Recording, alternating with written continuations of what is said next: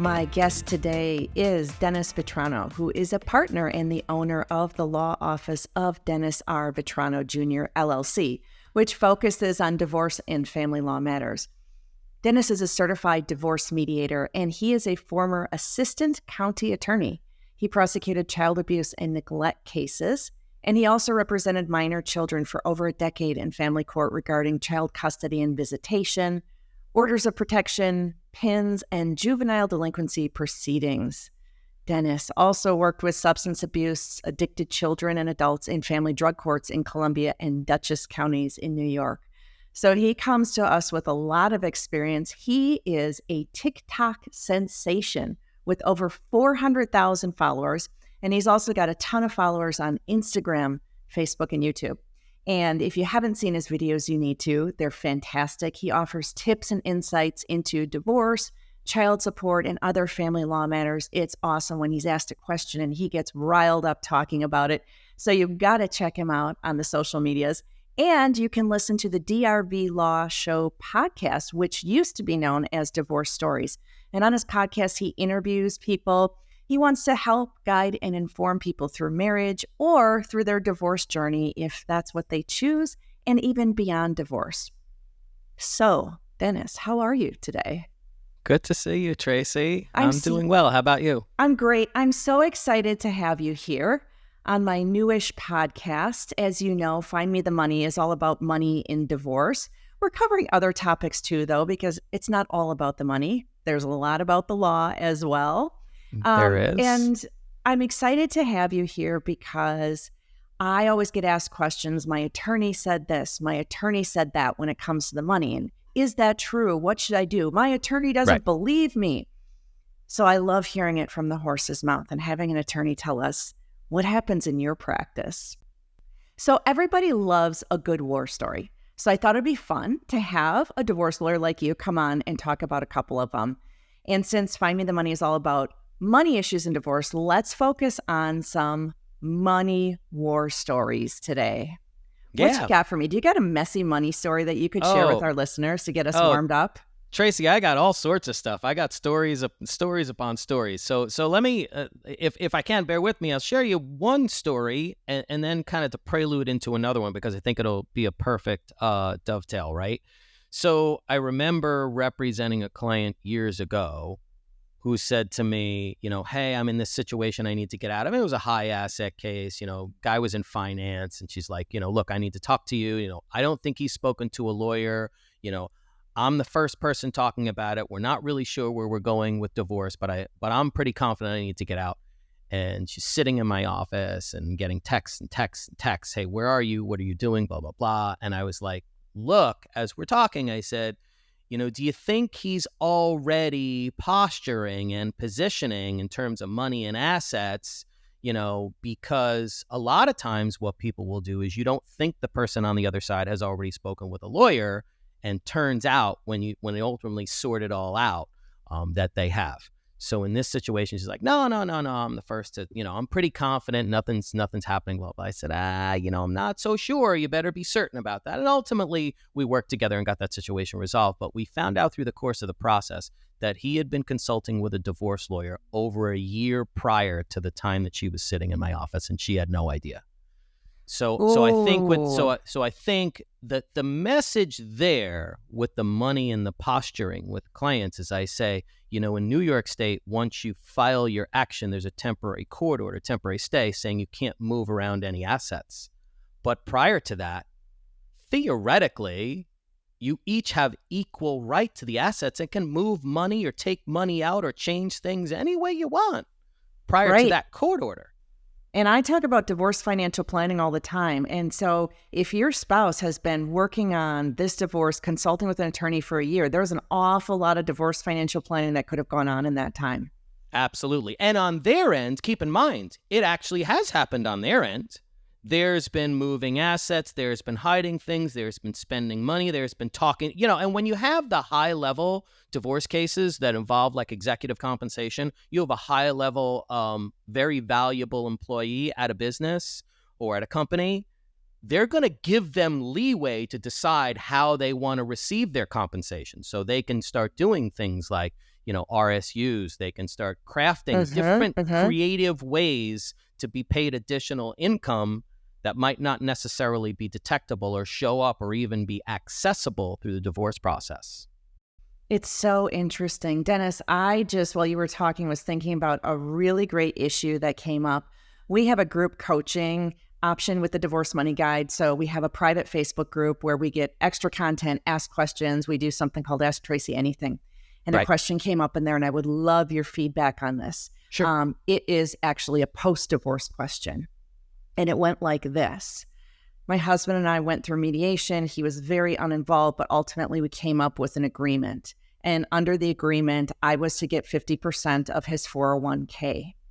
The mediation, stuff was turned into a divorce agreement, a marital settlement agreement that we both signed, went in front of the judge. It was finalized. Everything is done. Deal. I went back to the agreement to see exactly what it said about how this was to be accomplished with the 401k. The agreement that was entered as a final order says that I get 100% of the 401k account. What do I do?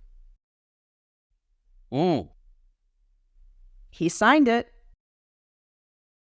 Well, there's a couple of different things at work there, right? Right. I think there's legal issues and there's moral issues. There are, and I guess that's exactly what I'm thinking. In my mind, I always counsel my clients to get what's fair. I don't say like, hey, try to screw the other person on the other side out of as much shit as you can. Like, I don't say to do that. I say, hey, do what's fair, insist on what's fair. And that usually leads to a more cost-effective, efficient result, right? But then what happens if there's a mistake? Or let's say on the flip side, what happens if you didn't include a death benefit in the language for your divorce agreement, but you knew it was supposed to be included? Should you amend that agreement or agree to amend that agreement so that they don't get screwed out of their portion of the retirement plan? Should you should you predecease them? So again, I think there's the moral piece to it, right? And then the second piece is legally, it depends what state you're in. It depends what the laws are. And it depends, if you really have a right to, or does that other person have a right to change that after the fact? In my mind, it's something we call mutual mistake, because you both presumed that it was going to be 50-50 and it just wasn't drafted properly, just really a typographical error. But now it's been signed by the judge. So, and she said there was no signed agreement from mediation. There was just a verbal agreement. And my take on it was, I said, step back for a second and consider this. If the roles were reversed and the mistake was in his favor, what do you think that he would do about it? And I think that if you believe that he would try to make it right, then I would ask you to do the same. If you think that he would say, ha, ha, ha, you have to take me back to court if you want something different, too bad you signed it. I said, now you've got the moral dilemma that you have to think about. Do you morally try to do the right thing with this? Or do you say, too bad, you and your attorney shouldn't have gone forward with this agreement? It's a tough situation. Yeah, it definitely is. And I think that's a good way to look at it, though. I do really think that's a good rule of thumb. But, on the other hand, my motto has always been, forgive the expression, but keep your side of the street clean, right? Yes. Let other people do what they're going to do and be who they're going to be. You're never going to be able to fix that or change that. You don't compromise your character or who you are. So we had that additional discussion where we said, can you live with yourself if you take 100% of that account? Will you feel good about yourself?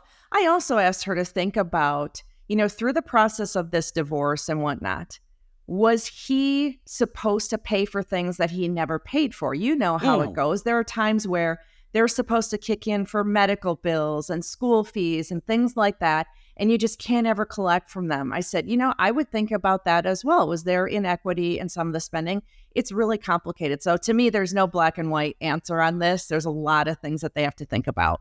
No, but I think that's a good point. I think anytime you're broaching really any issue post-judgment of compliance or modification or violation, you always look at it as a full picture, right? So, if there's a basis to modify child support or spousal support or division of an asset or something, you'd want to look at their compliance with the other aspects of the agreement before you determine what your approach will be. because if they're screwing you out of something on one end, obviously you don't want to give away the farm on the other. So, Right. yeah. Right. Yeah, that certainly So makes when sense. you're working on a divorce case, how do you know when someone is going to need some expert help on the money issues? And here's the thing. I think that's a really good question that the best lawyers know the answer to that question, right? Right. They know it because they don't know. I know that sounds kind of silly, but like when I don't know the answer to some question, because I've been doing this a long time, I say, oh, that should be an indicator to me. Right. That should be an indicator. So I'll give you give you an example. We hired a forensic accountant to do what we call a lifestyle analysis years ago in one of the cases that I had. Now, what a lifestyle analysis means in layman's term is to assess what it costs the non-money spouse essentially to live. What does their lifestyle cost month to month? And you say, well, you just add up the expenses, right? Yes, but when the client comes into you with boxes and boxes and boxes of credit card statements and bank statements and payments and disbursements, number one, that's going to be incredibly expensive for me to sort of figure out.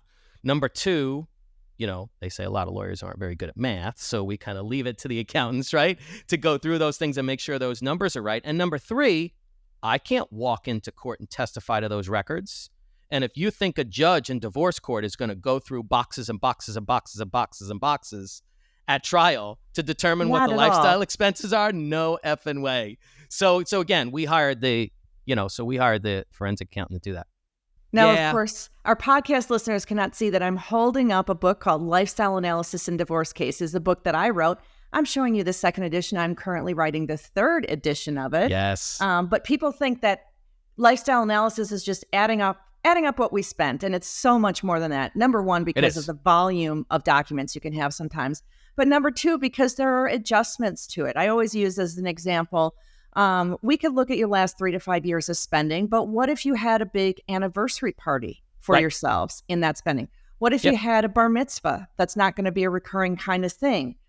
Now, with economy changes, with inflation changes, the historical numbers only give you just so much information, but if we're trying to figure out on a going forward basis how much your lifestyle is going to cost, there's some calculations we have to do.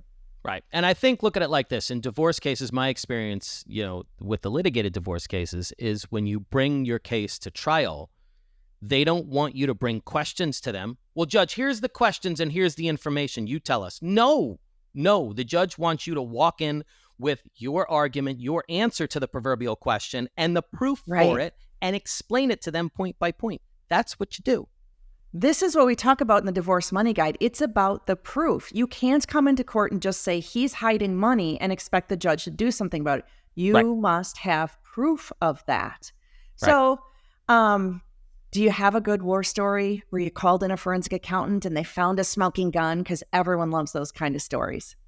Well, let's put it this way. I have multiple stories, basically the same general theme, in that multi-million-dollar construction company divorces, money going in and out, not knowing where the money's going, not knowing what you're being paid. Now, keep in mind that in any divorce case, there's an interplay between division of a business asset and the spousal support that would be paid from that moneyed spouse to the non-moneyed spouse who's running that company. So there's an interplay between the two of those things. So most of my stories in that regard center on the person who's running the company underpaying themselves purposefully, and there are tax implications and tax reasons why they do that. And then the push-pull between the value of the company, because again, if you're paying yourself more, or you should be paying yourself more, theoretically the value of the company is slightly less. However, that additional money you'd be making would be implicated for spousal support. So, case we had, multi-million-dollar construction company divorce, smart enough to know when to hire an expert, because I don't know the answers to these questions. I don't evaluate companies. They do. Hire their forensic accountant, went through all the books and records, and were able to find all of the personal expenses being paid through the company, find out that the girlfriend is now the person that's assisting the bookkeeper to gather all the records and manage all the money, and find out that everything, including the spousal support, is being paid through the company and being run through the company as a business expense, and therefore saying, hey, the company doesn't make that much money. Look at all these expenses I have. Meanwhile, everything's being paid personally, including iTunes for your kid, including, Right. So again, the only way you're really able to ferret that out is, one, know to get the expert.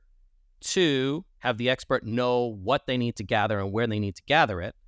And then three, be able to put that information before the judge in a fashion that they're going to understand it. Because if you think like I said, you think you're going to walk in before a judge and give them boxes of information and say, here, judge, I know they're hiding money. You figure it out. No, judge is going to want to know how much, Right. what expenses, what are you talking about, and when. Well, what's interesting as an expert is even, when you create a report in a case and the report is 15 pages long, judge is probably not going to read that whole report.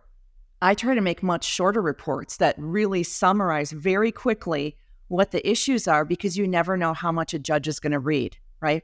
Yeah, that's right. I mean, again, they're just not going to go through that information. They don't have the reality is they don't have the time. You've got to figure out, Right. Think about it logistically. Think about an average population. If roughly 50 to 60% of the population that's married is getting divorced, right? How many of those cases are going before these judges? How many judges are there out there? How many Right. resources do they actually have to painstakingly go through these documents? I mean, look at the time your expert will charge you to go through this information. You think the judge is going to spend that level of time? They just don't have it.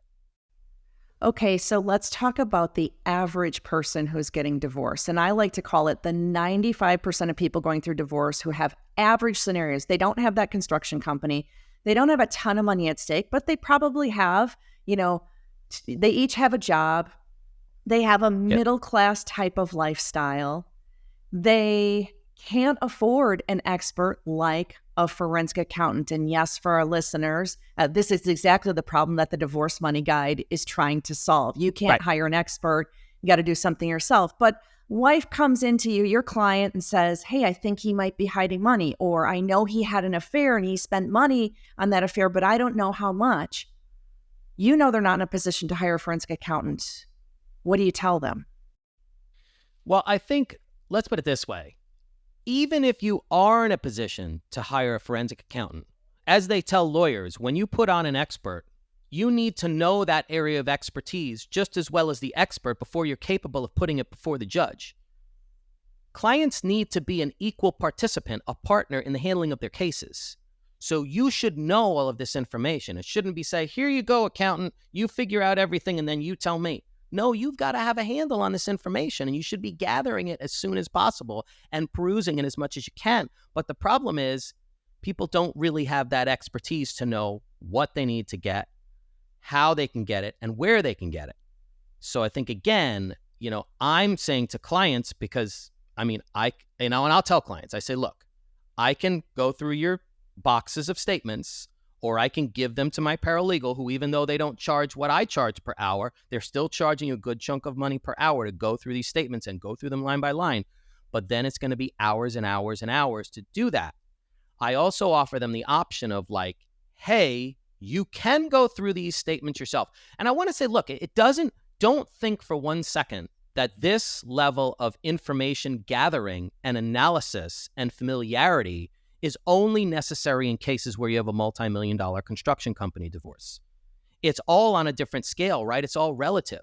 So if you make a combined $150,000 a year and you don't have any major assets, but you have 401ks, you may have some stocks, you may have a pension plan, $50,000 to you is worth just as much, if not more, than the $1 million is worth to the $5 million marital estate. You've got to look at it that way. So Even it's less that than that. important to you.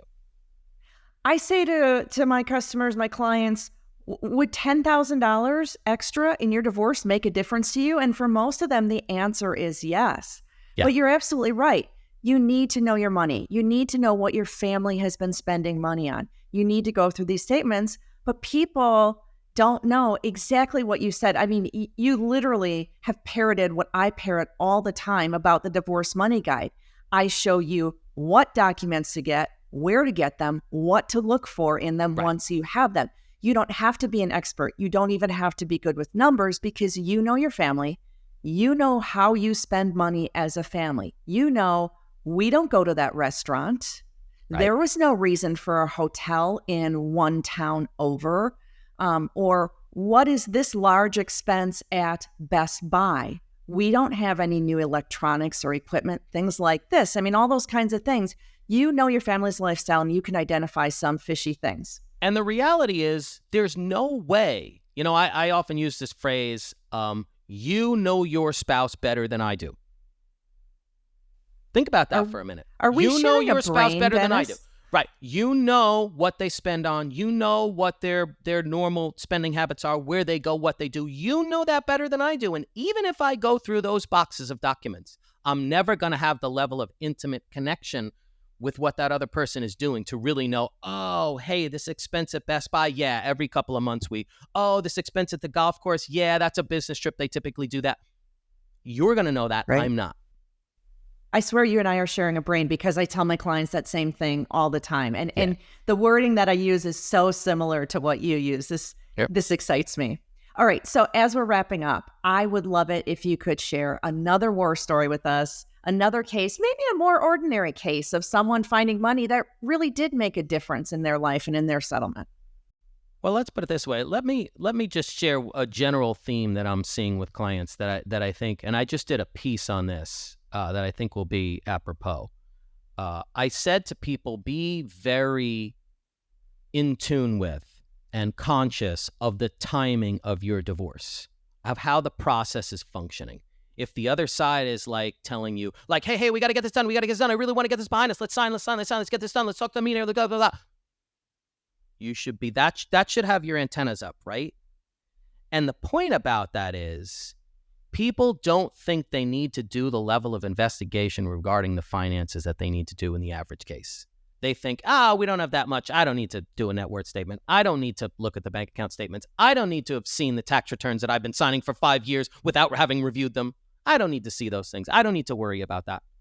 No, you do. You do. And especially if you have a case where the other side is very anxious to get that signed, that should be an indication to you that there's something out there that you're not aware of that you should be. And if it's just that if it turns out after you do your investigation that all it was is they really just wanted to get the case over with because it's a painful, experience, a divorce process, then at least you have that peace of mind that you've gathered the information that you needed and you've reviewed it and you're confident anything you sign off on, you're not going to have a post-JOD, what we call them, post-judgment of divorce action where you're saying, oh my God, I made a mistake and I missed that $150,000 401k from his last employer that I didn't even remember about.